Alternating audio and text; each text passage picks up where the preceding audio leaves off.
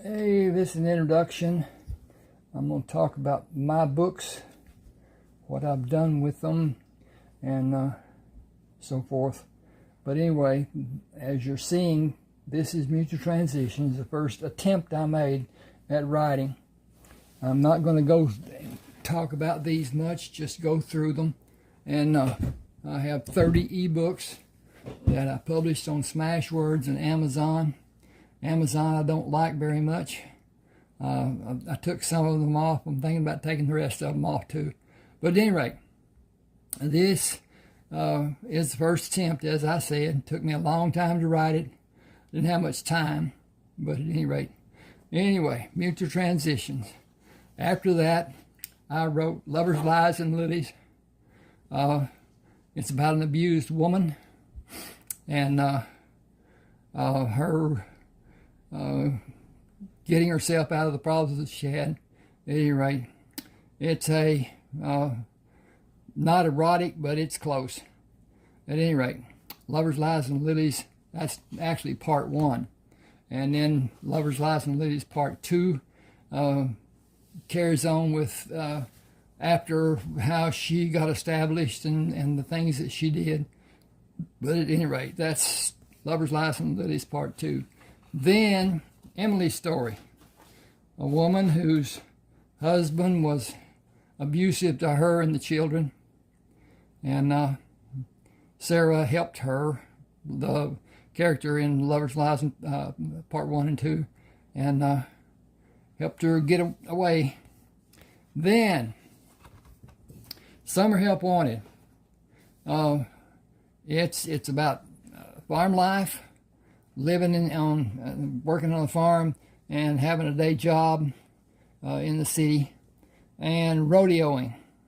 And I enjoyed writing it. I enjoy reading it. It's a good story.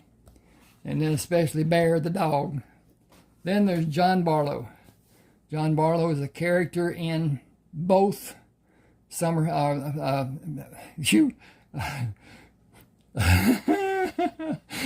Oh me, I've really got it going. Lovers, Lies, and Lilies part 1 and part 2. And it talks about his life. He was a entrepreneur when entrepreneurs weren't known, built a chain of grocery stores and became quite wealthy doing it. Then Neighbors with Benefits. Wow, 5 women and 1 man. Can he manage? Woo, I'd love to. At any rate, it's a good story. Then it follows, or Sexy Assassin follows it. She is a niece of one of the 5 women, and it talks about her relationship with Trent and how they attempted to get away from the mafia. She's a assassin for the mafia.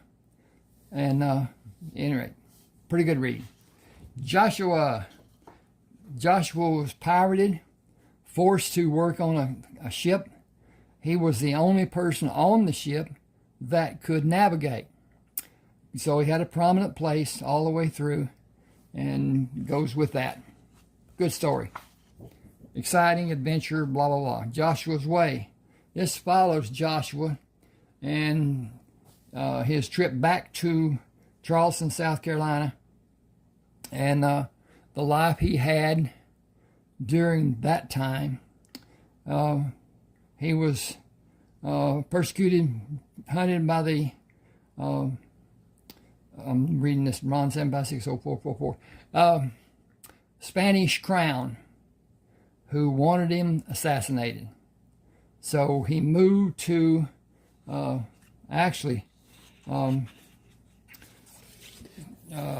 Charleston, West Virginia, and was continued there, was found again, and he left and went to Indiana and purchased land there, and then found out he couldn't be there because it was supposed to be just Native American people that were there. He had bought it from Native Americans, but there was no paperwork back then.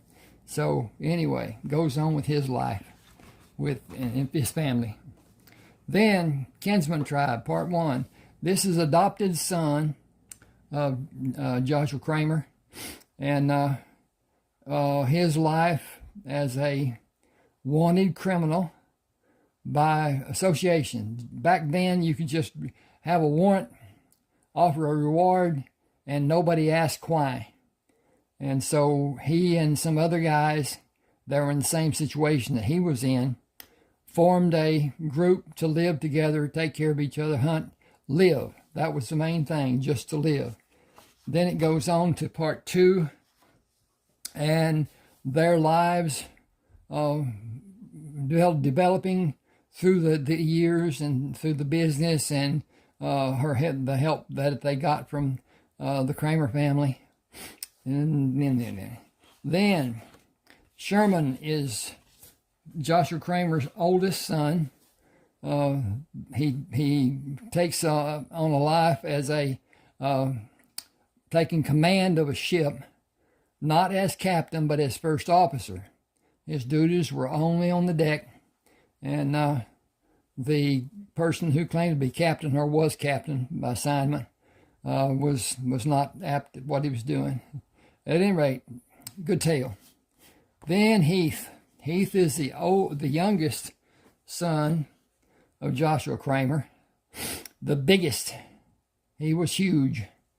But at any rate, he gets a ship and takes his family from Texas, South Texas, to around the Magellan Strait, around South America, stays out of the bad part, and goes to California and meets with his brother and later his other brother. Then Decorated for Duty. It's about the Civil War, people living as they lived in it, what they did, and whatever, and then his life after he was furloughed out. He was not cashiered. He wasn't whatever. Then there's Rayford Coleman, also Civil War. He went back home and found that there were a whole bunch of outlaws stealing, plundering, killing, and he formed his people to go out and get those rewards, and some of them were substantial. Texas did not have law enforcement at that time, and he did his part. Then it goes on with his life after also this is stolen more or less. This is actually Wyatt Earp, and I just used it as a book cover. And then this old thing, this talks about Raper's life as a businessman, cattleman. He did investments with the money that he got from doing all the stuff. And you might know this guy. He's Jim Bridger. He was he was a hoss. I'd like to write about him, but I don't know enough about him to do it. Okay, best of luck. A Army doctor who was his family actually related to Rayford's family, and he is more or less shanghaied into the service of Ulysses S. Grant, and talks about his life there and during the war, and then afterward his life in Texas. Then, south of the river, a young man has worked with the sheriff, and he comes in and says he will not be in at 6 o'clock as he normally is. He's going to go out and collect a bounty on a guy that's been wanted for a long time. And for me, it's another good story. Then, this is Buzzard Shields. It's done in 3 parts because it's a long story. It begins with him in elementary school and Lubbock, Texas, and what happens with him during his Army days, and then onward. He goes to Arizona after he's done a job for the Army of surveying the four corners: Colorado, Utah, Arizona, New Mexico. It had not been surveyed before, either geographical or topographical. It was a bit of whatever. Things weren't as advanced back then. And then the third part, Buzzard Shields North.